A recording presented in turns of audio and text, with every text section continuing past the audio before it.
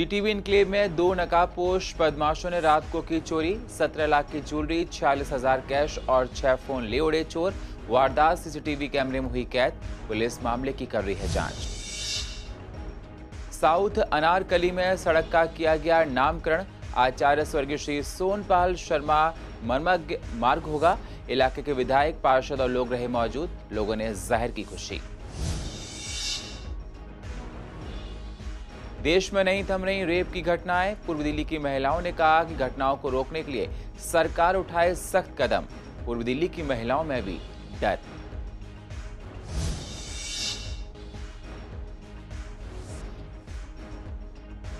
Mansarovar park में बरसात का पानी अभी भी कई इलाकों में भरा।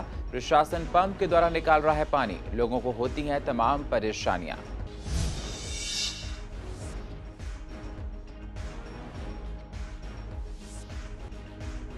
और पूर्व दिल्ली के कई इलाकों में घूमती हैं आवारा गाय। दीपक मल्होत्रा ने कहा, निगम इन गायों के लिए करे इंतजाम।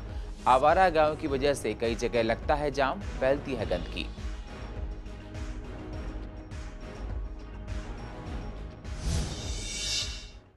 नमस्कार, स्वागत है आप सभी का सीसीएन में। मैं हूं आपके साथ सुनील चौहान। अब होते हैं रूबरू पूर्व दिल्ली की अहम खबरों के साथ। पूर्व दिल्ली में अपराध का ग्राफ कम होता हुआ दिखाई नहीं दे रहा है। जीटीबी इनक्लेव थाना इलाके के जनता फ्लैट्स में आधी रात को बदमाशों ने कई घरों में सेंधमारी की कोशिश की। बदमाशों ने 17 लाख की ज्वेलरी, 46,000 रुपए कैश और 6 फोन चुराकर एक घर से ले गए। घर के लोग सो रहे थे। जब सुबह उठे तो देखा तो दंग रह गए। ये पूरी वारदात पास के लगे सीसीटीवी कैमरे में कैद हो गई है। जीटीबी थाना पुलिस ने मामला दर्ज कर आगे की जांच शुरू कर दी है। हाँ, मेरे मम्मी पापा और मेरी बहन नीचे सो रही थी और 10 तारीख की रात को मैं यहाँ पे ऊपर सो रहा था। मैंने बाहर से कुंडी लगाई थी और नीचे जाली वाला गेट भी बंद कर रखा था और मैं यहाँ पे सो गया था। और रात को जैसे कि कह रहे हैं 4-5 बंदे आए, उन्होंने खिड़की से हाथ डाल के वाली कुंडी खोली और यहाँ पे मैं सो रखा था, मुझे कुछ सुंघाया कि मैं जैसे सुबह उठा तो मुझे चक्कर आए जा रहे थे। और जब मैं सुबह उठा मुझे चक्कर आ रहे और मैंने देखा पूरी अलमारी खुली भी, सारा सामान यहाँ से इधर उधर फैल रखा था और मेरा फ़ोन भी गायब था जब मैं चार्जिंग में लगा के सोया हुआ था। और मेरी मम्मी पापा का फ़ोन भी ले गए इधर से। अच्छा। हाँ। इस रूम में उस टाइम पे कौन कौन था? आप अकेले थे या आपके साथ और कोई भी था यहाँ? नहीं, मैं अकेला था, मैं अकेला सोया था। अच्छा। हाँ। तो कितने लोग आए थे चोरी के लिए? पता नहीं, कैमरे में दिखे थे 4-5। अच्छा। तो आपको कैसा लग रहा, मतलब सुंघाया था कुछ आपको या?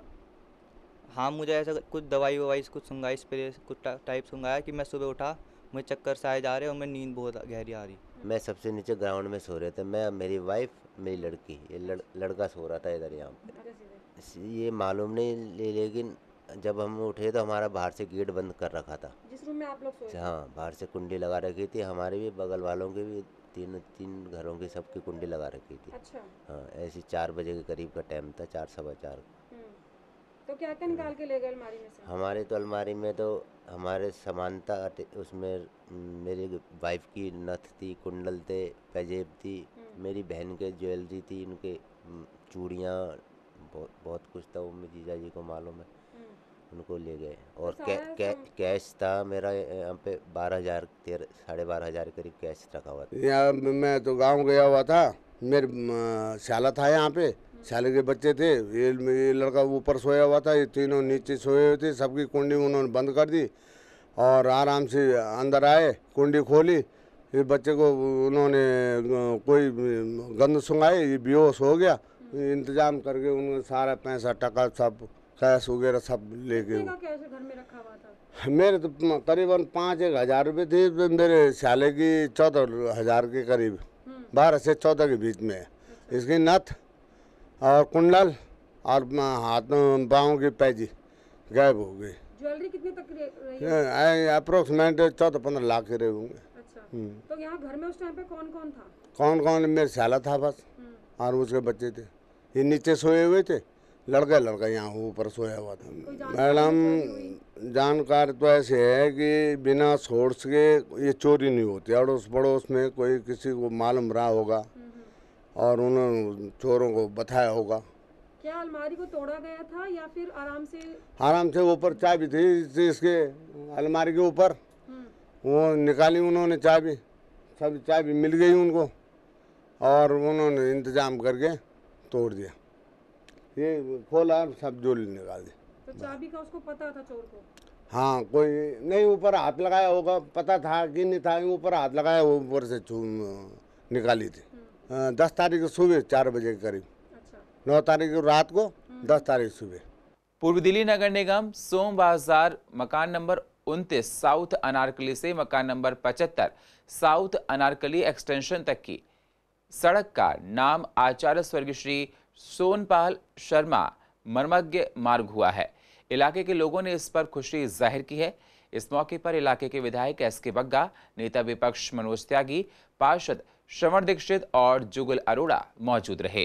आचार्य सोमपाल शर्मा जी के नाम से ये रखा गया है इसका नाम, जिनके बारे में अभी मैं सुन रहा था, स्टेज पे बैठा हुआ था। इतनी लोगों ने तारीफ़ की सोमपाल मास्टर जी की, जिन्होंने बच्चों को शिक्षा भी दी, अपना नाम कमाया इस एरिया में, तो उनका नाम अमर रहेगा इस नाम। आदरणीय सोमपाल जी बहुत अच्छे इंसान थे। उन्होंने इतनी अच्छी शिक्षा दी है, लोग इतने सरकारी जॉब कर रहे हैं, कोई इंजीनियर बन गया, कोई मैनेजर बन गया, कोई कुछ बन गया, इतना नाम करा उन्होंने। देखिए, हमेशा जो समाज की सेवा करते हैं, जो लोग समाज के लिए काम करते हैं, समाज के लिए समर्पित रहते हैं, उन लोगों को याद करने का एक ये माध्यम है। और आज जिस इस मार्ग का जो नामकरण हुआ वो आदरणीय आचार्य सोमपाल जी के नाम पे हुआ, सोमपाल शर्मा मार्ग। तो मैं समझता हूँ कि लोग हमेशा इस नाम पट्टिका को देख करके और एक प्रेरणा लेते रहेंगे। हमारे आचार्य और गुरु है रहे, उनके नाम से ये मार्ग रखा गया है। मैं पहले रेखा दीक्षित जी का और श्रवण दीक्षित जी का धन्यवाद करता हूँ, उन्होंने ऐसी सोच सोची, क्योंकि हमारे आचार्य जी ने यहाँ बहुत जनता की सेवा करी है। यहाँ पे समग्र जितने लोग हैं सभी ने उनसे शिक्षा ली है। वो हर किसी के हृदय में वास करते थे। जब माइक संभालते थे अच्छे को बिठा देते थे, बोलने में कुशल वक्ता थे, उनसे हमने सीखा है। हमारे गुरु भी रहे और हमारी कॉलोनी की शान भी रहे। उन्होंने शिक्षा के लिए तो काम किया ही किया, साथ में सामाजिक कार्य भी किया। मुंबई के साकीनाका इलाके में 30 साल की युवती के साथ हुई रेप ने सभी को झकझोर दिया है। इस घटना के बाद महिलाओं में डर और बैठ गया है। हमारी रिपोर्टर सोनिया शर्मा ने पूर्व दिल्ली की रहने वाली महिलाओं से बात की इस घटना पर, तो महिलाओं ने इस घटना को लेकर काफी शर्मनाक बताया है। कहा कि सरकार को इस तरह की घटनाओं को रोकने के लिए सख्त कदम उठाने चाहिए। घर से बाहर बेटियों को भेजने में काफी डर लगता है। दिल्ली की लड़की होना इट्स नॉट सेफ, क्योंकि आपने देखा है दिल्ली रात को सेफ नहीं होता है। रात के टाइम पे बहुत सारी चीज़ें होती है, नॉट जस्ट दिल्ली, कोई भी सिटी सेफ नहीं है लड़कियों के लिए। आज के टाइम पर हर जगह पे आपको हर टाइप के लोग मिलेंगे, बट दिल्ली में मोस्टली क्राइम ज़्यादा बढ़ता जा रहा है, बिकॉज हर जगह के लोग आते हैं दिल्ली में, रुकते हैं। लोगों की अलग अलग मेंटालिटी होती है, डील करने का तरीका होता है। जिस तरह के लोग आ रहे हैं उसकी वजह से दिल्ली लड़कियों के लिए बहुत ज़्यादा अनसेफ हो गया है। आप निकल नहीं सकते रात के टाइम अकेले बाहर। मोस्टली अगर आप निकलते हैं, घर वाले बोलते हैं कि आप लाइव लोकेशन शेयर कीजिए, या आप कैब वाले पे भी ट्रस्ट नहीं कर सकते, because he is a unknown person. उनको नहीं पता, आपको नहीं पता कि आप किसके साथ हैं, किसके साथ नहीं हैं। लड़कियां तो एक्चुअली कहीं भी सेफ़ नहीं है, दिल्ली और यूपी और एनी स्टेट, लड़कियां सेफ़ कहीं भी नहीं है। बट द थिंग इज़ कि हमें ना थोड़ा सा अलर्ट होना पड़ेगा, लॉ को भी अलर्ट होना पड़ेगा। आप जो बोल रहे हो कि अभी उस पर जजमेंट नहीं आया या लेट हो गया, तो वो बेसिकली गलती तो लॉ की है और गवर्नमेंट की है। आई एम सेइंग कि लॉ की मिस्टेक्स, अगर अच्छे लॉ बनते, जल्दी बनते, अगर जितनी जुडिशरी जल्दी फास्ट करती उस पर, तो फिर अच्छा ही रहता। और लड़कियां सेफ़ नहीं है, वो तो आप जानते हो। अभी काफ़ी कांड होते रहते हैं, कैब में सेफ़ नहीं है, डेली वॉकिंग में सेफ़ नहीं है, और भी काफ़ी चीज़ें। सिर्फ दिल्ली का ये दिल्ली के केसेस नहीं, और भी स्टेट्स में केसेस होते हैं। सो कहीं भी सेफ़ नहीं है। इट्स नॉट बेटर होनी चाहिए। I expect some better laws from India. पूर्व दिल्ली के कई इलाके बारिश के दौरान लबालब हो जाते हैं, जिससे लोगों को आने जाने में तमाम तरह की परेशानियां उठानी पड़ती हैं। इलाके के लोगों का कहना है कि पिछले कई दिनों से बारिश हो रही है, जिसका पानी इलाके में भर गया था। प्रशासन ने पंप के जरिए पानी को निकाल दिया है, फिर भी इलाके के लोगों को परेशानियां उठानी पड़ रही हैं। अरे कल सुबह ही से भरा हुआ था, तो शाम को गला जाकर सारा दिन लड़के यहाँ तैर रहे थे। अरे बहुत परेशानी होती है मैडम, ऊपर चढ़ के जाना पड़ता है। यहाँ पंप लगाना चाहिए, इसे देखभाल बनाया गया तो देखभाल करना चाहिए। पानी न भरे यहाँ, अरे 48 घंटे लग जाते हैं पानी निकालने में। मैडम मैं यहाँ काफ़ी सालों से रहता हूँ मैं, और ये या PW के अंडर में आता है या EDMC के अंडर में आता है, लेकिन इस पुल के जो अंडर पास के जो ठेकेदार है वो बहुत निहायत किस्म के बदतमीज आदमी है। कई बार मैंने कॉल करके उनको बोला कि कोई हादसा यहाँ पे आ जाएगा या कोई आदमी यहाँ मर सकता है, लेकिन उन्होंने मेरी कोई सुनवाई नहीं सुनी। तो ये जिम्मेदारी PW या EDMC है जिसके अंडर में आता है उसकी बैठती है। और ऐसी एक सामने वेगवार का अंडर पास है बड़े वाला, उसके अंदर भी सेम ही हरकत है। इन लोगों ने पंप सेट लगाए हुए हैं और बाकायदे जो ठेकेदार है उनका अपना एक वर्कर होता है, लेकिन ये लोग यहाँ 3-3 4-4 दिन पानी भरा रहता है। गाड़ी निकलने में कोई हादसा, कहीं को चोट लगी, कई बार हमने देखा स्कूटी वाले का पहिया अंदर चला गया जाल के अंदर, उसको चोट लगी है। खुदा ना हादसे किसी को हादसा, कोई ट्रेजेडी होगा, किसी की मौत हो जाए, उसका जिम्मेदार कौन सी सरकार या कौन सा डिपार्टमेंट होगा। बरसात के टाइम पे तो बहुत बुरा हाल होता है यहाँ पे, इतने पानी भरता कि इंसान के जाने की बहुत दिक्कत हो जाती है। इतना संभावना है कि पानी निकले जब भी तो पब्लिक चलेगी, ऐसे तो बहुत दिक्कत होगा। कम निकलता है 5-6 दिन 7 दिन के बाद ही निकलता है। इससे पहले निकलता ही नहीं। कितने मोटरसाइकिल वाले गिर जाते हैं, हर कोई गिरता है यहाँ पे, कोई सुरक्षित नहीं है यहाँ पे, तो क्या हाँ पानी ना भरे। यहाँ पर इस अंडरपास से काफ़ी बड़ी समस्या है।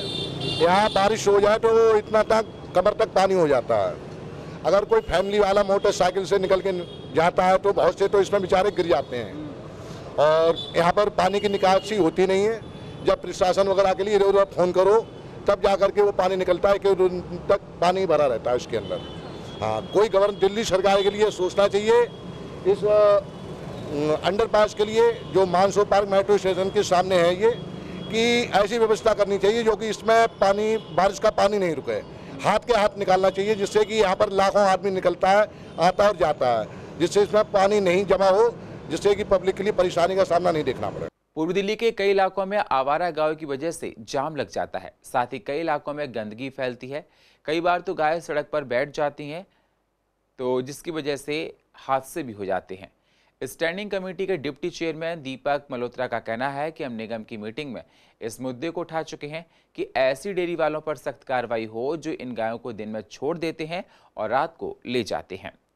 मैंने कई बार अभी लास्ट जो मीटिंग थी वार्ड कमेटी की, उसमें मैंने गायों के बारे में खूब तरीके से बोला और मैंने ये तक कह दिया कि यदि इन पर अगर गायों के लिए उठाने के लिए वाहन उपलब्ध नहीं है तो ये वहाँ जाके सीलिंग करें, अंदर उनको सीलिंग के नोटिस दें या चालान काटें उनके। और जिस दिन हमारे महापौर का राउंड था उस दिन कैसे गायें वहाँ पे एक भी नहीं दिखी, मैं गांव के अंदर तक ले गया, एक भी गाय नहीं थी। तो हमारे अधिकारी इसमें बिल्कुल मिले हुए हैं कि वो पालतू गायें, वाकई में पब्लिक परेशान है और रेजिडेंशियल एरिया के अंदर गायों को नहीं रखा जा सकता, या 1 या 2 जो गायें अपनी रख सकते हैं उनका भी लाइसेंस होता है, परंतु यहाँ तो लोगों के 20-20, 50-50 गायें हैं। मैं आपके चैनल के माध्यम से कहना चाहता हूँ कि जो अधिकारी इस चैनल को देखेंगे, सुनेंगे, वो इस पर तुरंत कार्रवाई करें। अभी कुछ दिन पहले निगम में हुई मीटिंग में ये फैसला लिया गया था कि जो बिल्डिंग का अवैध निर्माण है उनको 31 मार्च 2021 तक नहीं गिराया जाए। उनमें निगम से NOC लेकर बिजली के मीटर और पानी का मीटर चालू किया जाए। प्रस्ताव पास होने के बावजूद इन छोटे मकानों पर कार्रवाई क्यों की जा रही है, जिसको लेकर पहले ही प्रस्ताव पास हो चुका है। ये प्रस्ताव पास किया गया था कि 31 मार्च 2021 तक के ऐसी सभी जो अवैध निर्माण थे उन पर किसी प्रकार की कोई कार्रवाई नहीं की है। 2014 तक के बने हुए किसी भी मकान पर कोई कार्रवाई नहीं होगी। हमने प्रस्ताव पास किया, स्टैंडिंग में भी पास हुआ, उसके बाद हाउस में ये पास हुआ।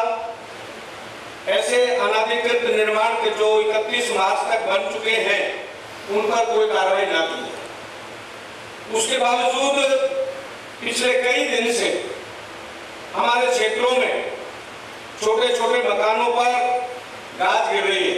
स्थिति आती है कि जीवन भर की कमाई को, एक एक प्याज को जोड़ जोड़ करके पैसे कोई गरीब आदमी अपने कमरा बनाता है, एक झोपड़ा बनाता है, उस समय के बाद उसका परिवार बढ़ता है, परिवार के साथ उसे आवश्यकता और दूसरे कमरे की होती है, उसमें एडिशन करता है और हम बनने देते हैं, हम देखते रहते हैं और उसमें फिर जब वो बन जाता है, जब वहाँ सेटिंग नहीं होती, उसके बाद उसका हथौड़ा चलता है। ऑनरेबल मेंबर ने यही तो बात उठाई कि जब नींव पड़ती है, पहला लेंटर पड़ता है, तभी क्यों नहीं तोड़ दिया जाता है और कमिश्नर को ये करना पड़ेगा, अपने अधिकारियों को बोलना पड़ेगा। नहीं बनेंगे तो हमारे पास बहुत सारे ऑप्शन खुले। हमने पहले भी बोला कि 25 गज तक जिसका मकान है उसको कभी छेड़ा न जाए। ऐसी बस्ती में रह रहे हैं लोग, 25-25 के मकान में परिवार बड़े होंगे और उसने एक 8 फ्लोर ऊपर बढ़ा दिया तो उसका कोई बहुत ज़्यादा कंसेशन ना ले और अधिकारियों को बोल दिया गया है। और पूर्व दिल्ली की अधिक जानकारी के लिए आप YouTube पर जाकर CCN लाइव को सब्सक्राइब करें और फ्रेश अपडेट लेते रहें। और फिलहाल पूर्व दिल्ली खास में इतना ही। बाकी खबरों के लिए आप बने रहिए CCN के साथ। तब तक के लिए नमस्कार।